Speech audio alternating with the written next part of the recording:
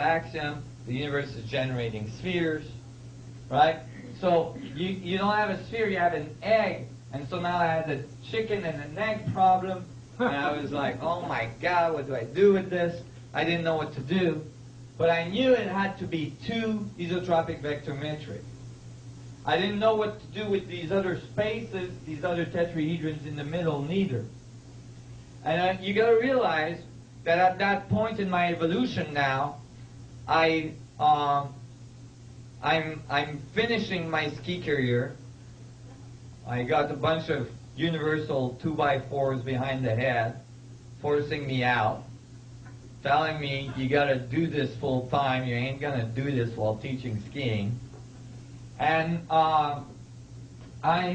this point, I'm still doing all this without a computer.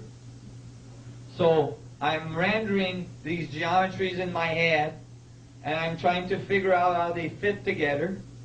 Okay, I found the octahedrons in the middle and all this, and then I'm going, okay, wait a minute, I gotta make this become a sphere.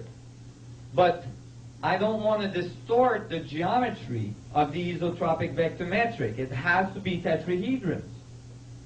So I'm like getting all frustrated about it, and I'm, okay, well finally I decided, okay, and I pushed one into the other, and I generated this in my brain. I was pushing one into the other and trying to figure out where the tetrahedrons would fall. And then that's when I realized what had happened.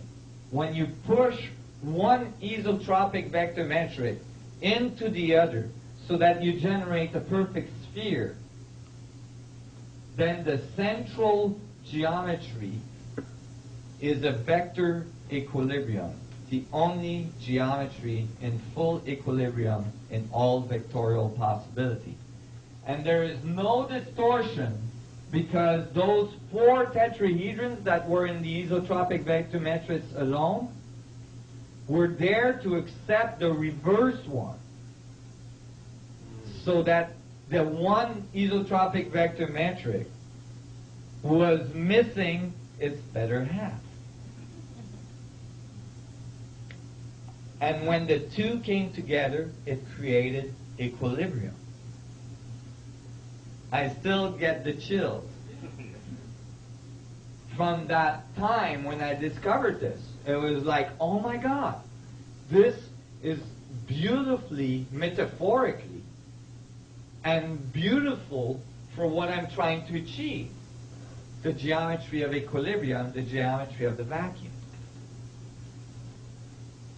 And I could see how the male and the females coming together generates a new point of center, a new being.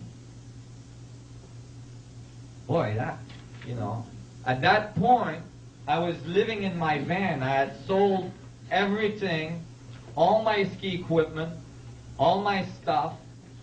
I moved into a van so I could sponsor my research. And I moved down south so I wouldn't have to eat so much. And so I was doing this in my van, and I was so excited. I mean, this was better than sex. I mean, I didn't have a girlfriend at the time, And so it was just beautiful. It was metaphorically beautiful, but in the physics of what I was trying to achieve, it was exactly going in the direction I wanted it to go. And I realized that the vector equilibrium had to be fundamental to the structure of space, of the class. Why is the vector equilibrium the only geometry in full equilibrium in all vectorial possibility? Let me show you. If you have a vector going in one direction, and that vector has a certain length, we'll call the length of the vector its force. So longer it is, stronger it is, shorter it is, weaker it is. Okay? In order to get equilibrium, you would have to have a vector in the exact opposite direction with exactly the same length. But that's a weak equilibrium because you'd have to nail that that vector so that it would be a perfect alignment here. Otherwise you would miss equilibrium. And any forces pushing down in any other direction would break the equilibrium. It's very precarious. So how would you increase stability? You'd probably add vectors at 90-degree angle from those. Now you increase equilibrium, right? However, the edge of your geometry has longer vectors than the vectors to the center. Because they're longer, they're stronger, and thus your geometry explodes. It doesn't work. What would you do to try to correct it? Probably add vectors at 45-degree angles from these other ones. But if you did that, then the edge vectors are shorter than the vectors to the center. The geometry implodes. You still don't have equilibrium. So what's the solution? The solution is the hexagon. Because the hexagon has edge vectors that are the exact same length as the vectors to the center. It's the only geometry that does that. So now you have equilibrium. And what does that look like in 3D? It looks like a vector equilibrium. This geometry here. Oh. Okay. Vector equilibrium. It's 8 tetrahedrons pointing inwards. Now, this can be seen as well as 4 hexagons intersecting each other. You see that? The red one on the edge, there's a blue one at the equator, and then 2 ones intersecting in the middle. Everybody see that?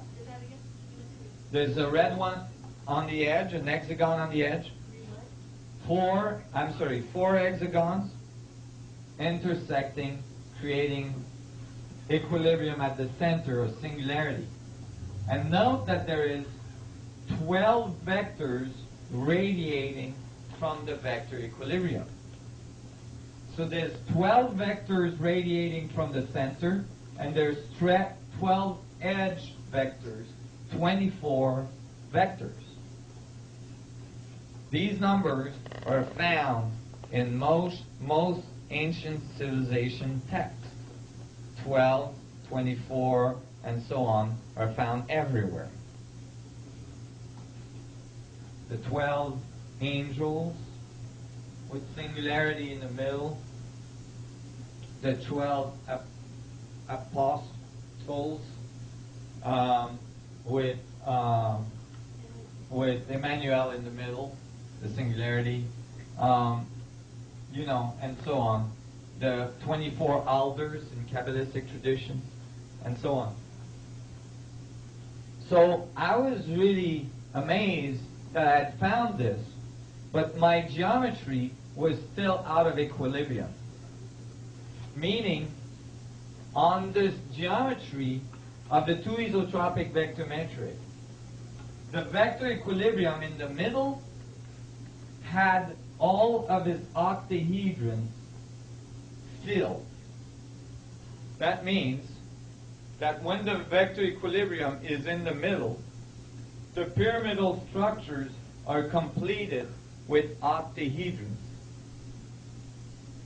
But the edge octahedrons were incomplete.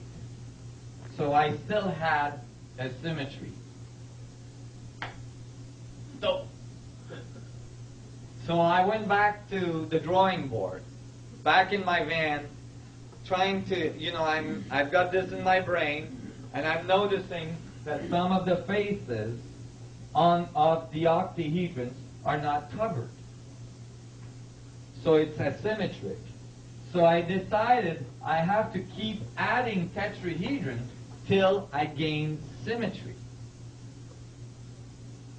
So I kept on adding tetrahedrons and to cover all of the faiths